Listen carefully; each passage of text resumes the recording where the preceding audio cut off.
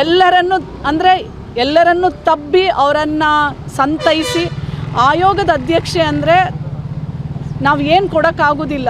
ಆದರೆ ನಾವು ಅಲ್ಲಿ ಹೋದಾಗ ಯಾರಿರಲ್ಲ ಅವರಿಗೆ ನನ್ನವರು ಅಂತ. ನೀವು ಅವರನ್ನು ಹಿಂಗೆ ತಪ್ಕೊಂಡಿದ್ದ ತಕ್ಷಣವೇ ಫಸ್ಟು ರಿಯಾಕ್ಷನ್ನೇ ಅವ್ರ ಅಳು. ಅವರು ಮನಸ್ಸಿಂದ ನಾವು ಸುಮ್ಮನೆ ಬ್ಲೇಮ್ ಮಾಡೋಕ್ಕೆ ಹೋಗಬಾರ್ದು ನಮ್ಗೆ ಗೊತ್ತಿಲ್ಲದಿರೋ ವಿಷಯನ. ಈಗ ಹೆಂಗಿದ್ರು ಅದು ತನಿಖೆಯಲ್ಲಿ ಪ್ರೂವ್ ಆದರೆ ಯಾರು ಮಾಡಿದ್ದಾರೆ ಅವ್ರಿಗೆ ಸಸ್ಪೆಂಡು ಎಲ್ಲ ಮಾಡಿದ್ದಾರೆ, ನೀವು ನೋಡಿದ್ದೀರಾ. ಬಟ್ ಅಲ್ಲಿ ನನಗೆ ಯಾವುದೂ ಆ ಥರ ಕಂಡು ಬರಲಿಲ್ಲ.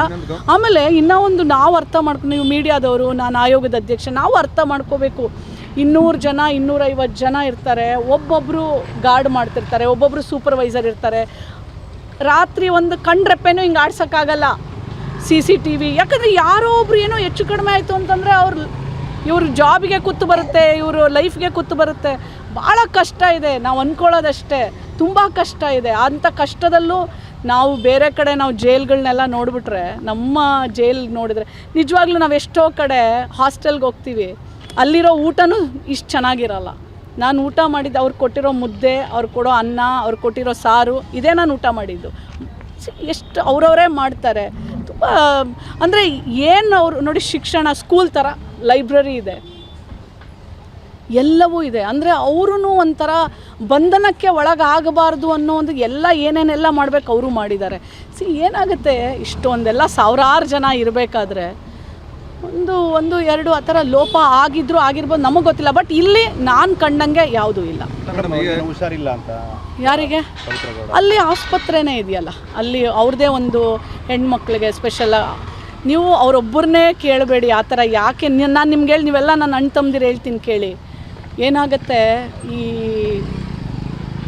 ಅವರು ಒಂದಕ್ಕೆ ಪನಿಷ್ಮೆಂಟ್, ಈಗ ಒಳಗೆ ಹೋಗಿರ್ತಾರೆ. ನಾವು ಈ ಥರ ಎಲ್ಲ ನಾವು ಮಾಧ್ಯಮದಲ್ಲಿ ಸುಳ್ಳು ನಿಜನೋ ನಮಗೆ ಗೊತ್ತಿರಲ್ಲ, ಅದನ್ನೆಲ್ಲ ಮಾಡ್ತೀವಲ್ಲ, ಅದು ಇನ್ನೂ ಮಾನಸಿಕವಾಗಿ ಅವರನ್ನು ಕೊಂದಾಕ್ಬಿಡುತ್ತೆ. ನಾವು ಮಾಡಬಾರ್ದು. ನಿಜವಾಗ್ಲೂ ನಾನು ಹೇಳೋ ಪ್ರಕಾರ ಕಾನೂನು ಇದೆಯಪ್ಪ ಶಿಕ್ಷೆ ಕೊಡಲಿಕ್ಕೆ, ನಾವು ಯಾರು? ಆಮೇಲೆ ಅಫ್ಕೋರ್ಸ್ ಅವಳು ಡಿಸ್ಟರ್ಬ್ಡು. ಒಂದು ಜೈಲ್ ಅಂದರೆ ನೀವು ಹೇಗಿರ್ತೀವಿ ಅದೇ ಥರ ಅವಳು ಪಾಪ ಡಿಸ್ಟರ್ಬ್ಡ್ ಇದ್ದಾಳೆ, ಎಲ್ಲರೂ ಡಿಸ್ಟರ್ಬ್ಡ್ ಇದ್ದಾರೆ. ಅವ್ರನ್ನ ನಾನು ಹೇಳ್ತಿದ್ದೀನಲ್ಲ, ಎಲ್ಲರೂ ನನ್ನ ತಪ್ಕೋಬೇಕು ಅಂತಾರೆ. ಅಂದರೆ ಅಷ್ಟೊಂದು ಮಾನಸಿಕವಾಗಿ ಖಿನ್ನತೆಗೊಳಗಾಗಿದ್ದಾರೆ ಅವರೆಲ್ರಿಗೂ. ನಮ್ಮ ಜೈಲ್ ಅಧಿಕಾರಿಗಳನ್ನೂ ನಾನು ನಿಜವಾಗ್ಲೂ ಹ್ಯಾಟ್ಸ್ ಆಫ್ ಟು ದೆಮ್. ಏನು ನೋಡ್ಕೊಳ್ತಾರೆ. ನಾನು ಎಲ್ಲರನ್ನೂ ಹೊರಗೆ ಕಳಿಸಿ ಒಬ್ಬೊಬ್ಬರನ್ನೇ ಒಳಗೆ ಕೂಡಿಸಿ ಕೇಳಿದ್ದೀನಿ, ಏನಾದರೂ ಕಂಪ್ಲೇಂಟ್ ಹೇಳ್ತಾರೆ, ಇವ್ರು ಸರಿಯಾಗಿ ನೋಡ್ಕೊಳ್ಳಲ್ಲ ಅಂತನೋ.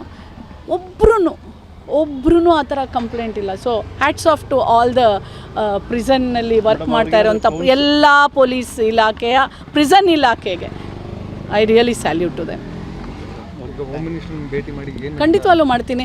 ಯಾಕೆಂದರೆ ನಾನು ಇಲ್ಲಿ ಕಂಡಿದ್ದು ಅದೇ ನಾನು ಹೇಳಿದ್ನಲ್ಲ, ಈಗ ಎಷ್ಟೋ ಜನ ಇಲ್ಲಿ ಉಳ್ಕೊಂಡಿದ್ದಾರೆ ಶ್ಯೂರಿಟಿ ಇಲ್ಲದೆ. ಸೊ ಅವ್ರಿಗೆಲ್ಲ ಯಾವುದಾದ್ರೂ ಮೀನ್ಸಲ್ಲಿ ಅವ್ರಿಗೆ ಶ್ಯೂರಿಟಿಯನ್ನು ಕೊಟ್ಟು ಕಳಿಸ್ಕೊಡ್ಬೇಕು ನಾವು. ಅದು ಒಂದು. ಎರಡನೇದು, ನಮಗಿಲ್ಲಿ ಒಂದು 78 ಜನ ಹೆಣ್ಮಕ್ಳು ಕೆಲಸ ಮಾಡ್ತಾರೆ. ಅವ್ರಿಗೆ ಈ ನೈಟ್ ಶಿಫ್ಟ್ ಏನಿದೆ ಅಲ್ಲ, ತುಂಬ ಕಷ್ಟ. ಇಮ್ಯಾಜಿನ್ ಮಾಡಿ, ನಾವು ಎಲ್ಲ ನಮ್ಮನ್ನು ಕಾಯೋರು, ಅವ್ರನ್ನ ನಾವು ಕಾಯಬೇಕಲ್ಲ. ಬಟ್ ಏನು ಮಾಡೋಕ್ಕಾಗಲ್ಲ, ಇಲ್ಲಿ ಸ್ಟಾಫ್ ಸ್ವಲ್ಪ ಕಡಿಮೆ ಇದೆ. ಅದನ್ನು ಸಹ ನಾನು ರೆಕಮೆಂಡ್ ಮಾಡಬೇಕಾಗಿದೆ. ಅವರೂ ಸಹ ಕೇಳಿದ್ದಿಷ್ಟೇ, ಇನ್ನೇನು ಕೇಳಲಿಲ್ಲ. ಖಂಡಿತವಾಗ್ಲೂ ನಾನು ಸರ್ಕಾರದ ಜೊತೆ ಮಾತಾಡಿ, ಮಾನ್ಯ ಮುಖ್ಯಮಂತ್ರಿಗಳ ಗಮನಕ್ಕೂ ತೊಗೊಂಬಂದು ಹೋಮ್ ಮಿನಿಸ್ಟ್ರ್ ಜೊತೆ ಮಾತಾಡಿ ಇದನ್ನೆಲ್ಲವೂ ಸಾಲ್ವ್ ಮಾಡುವಂಥ ಪ್ರಯತ್ನ ಖಂಡಿತವಾಗ್ಲೂ ಮಾಡ್ತೇನೆ.